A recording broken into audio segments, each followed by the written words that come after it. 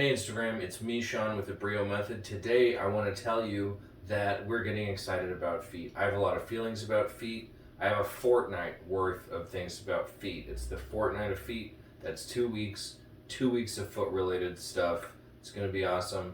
There's some major concepts of the Brio method that I'm going to be leaning on in this content. I want to mention it to you now. The first thing is the SAID principle, SAID principle, specific adaptations to imposed demands.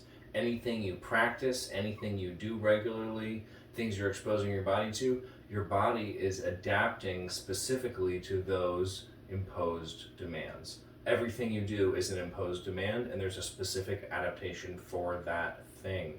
The Brio method is always looking to upregulate aspects of your body health and wellness intelligently by using the SAID principle.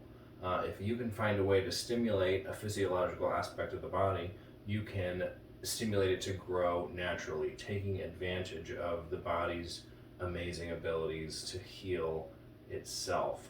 Taking care of your feet, rely a lot on the SAID principle, so we'll be talking about that. And just a quick bit on why I care about feet. As a child, I loved ice skating, rollerblading, lots of things that squished my toes together really well. They were in horrible, weird shapes.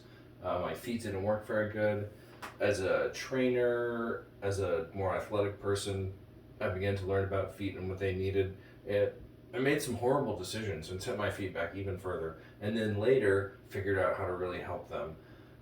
So a lot of my foot-related inspiration comes from Joanne Blackerby, my training mentor. So Viper Training and their footprint concept. Egoscue has given me a lot of ideas about feet.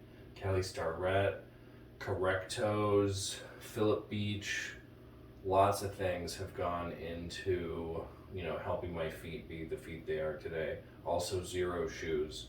So this is probably the most boring video I'll make about it, and look forward to some more less boring stuff. Have a great day. Thanks for watching.